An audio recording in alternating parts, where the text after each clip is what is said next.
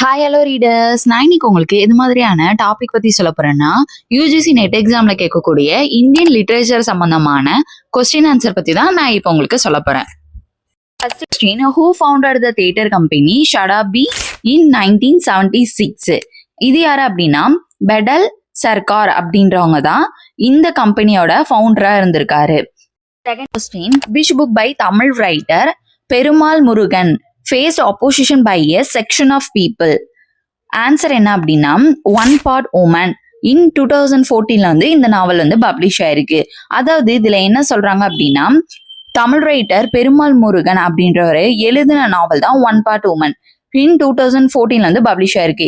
இதை வந்து நிறைய குரூப் ஆஃப் பீப்புள் வந்து அப்போசிஷன் பண்ணியிருக்காங்க, அதாவது இதை எதிர்த்திருக்காங்க. ஏன் அப்படின்னா இந்த ஒன் பார்ட் உமன் அப்படின்ற இந்த நாவல்ல என்ன இவர் வந்து மென்ஷன் பண்ணி சொல்லியிருப்பாரு அப்படின்னா ரிச்சுவல்ஸ், அதாவது லோக்கல் ரிச்சுவல்ஸ் வந்து எப்படிலாம் நடக்குது அப்படின்ற ஒரு விஷயத்த வந்து சொல்லியிருப்பாரு.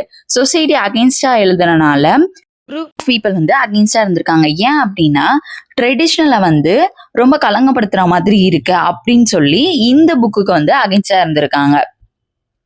Third question, whose first book of verse is Land's End in 1962?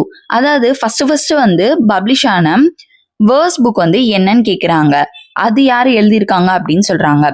Lands end அந்த வேர்ஸ் புக் வந்து 1962 வந்து பப்ளிஷ் ஆயிருக்கு.